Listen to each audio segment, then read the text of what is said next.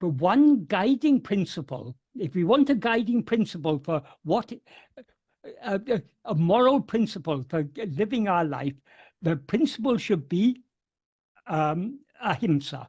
But how to apply that is not always, it's not always very clear.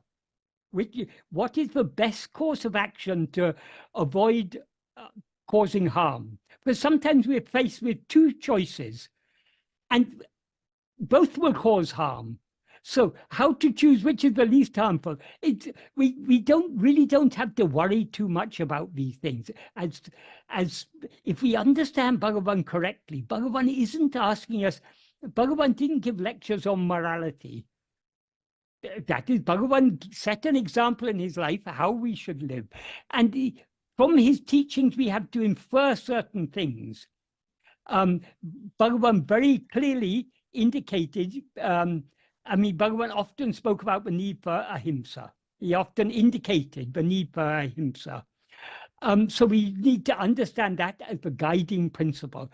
How we apply that in practice is not always clear, but let's not worry about that, because what Bhagavan asks us to do is not to do this or not to do that. Bhagavan asks us just to be. And the way to be is to hold on to our being. There's a verse in Guru Vachaka Kavai in which Bhagavan says, the Guru who gives do's and don'ts is both Brahma and Yama. Because by giving do's and don'ts, we're being given more actions to do or more actions to avoid doing. That creates more fruit and therefore more births. So Brahma is the god of creation. So the births are, he's giving us more births.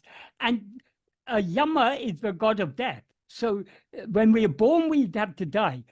So Bhagavan didn't come here to say, do this, don't do that.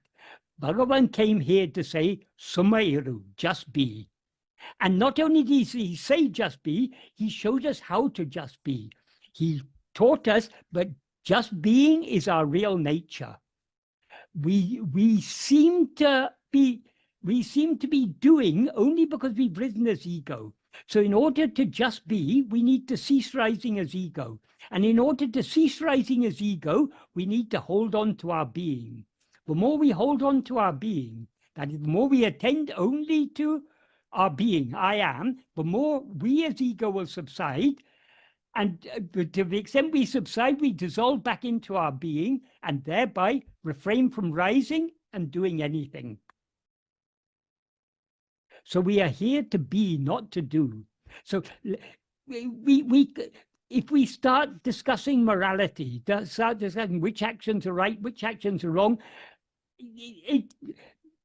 these are questions that can never be answered.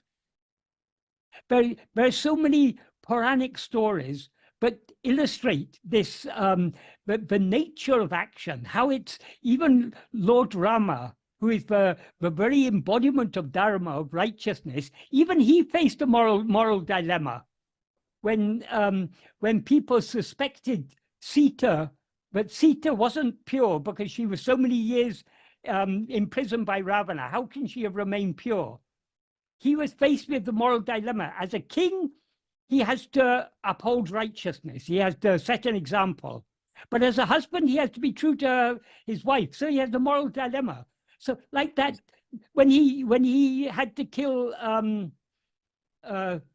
Sugrivan, Vali, when he had to kill Vali, sorry, when he had to support Sugrivan to kill Vali, it's a moral dilemma, but he had to choose one option. So he had to do what is seemingly an unrighteous action, shooting Vali from behind. But that was the only option. So even when God is incarnated on earth, as Lord Rama, he faces moral dilemmas. So of course our life is full of moral dilemmas, but it's just the nature of action. We can't escape this. If we want to escape all these moral dilemmas, we should not rise as ego. If we rise as ego, moral dilemmas are inevitable. That is a lesson we should learn.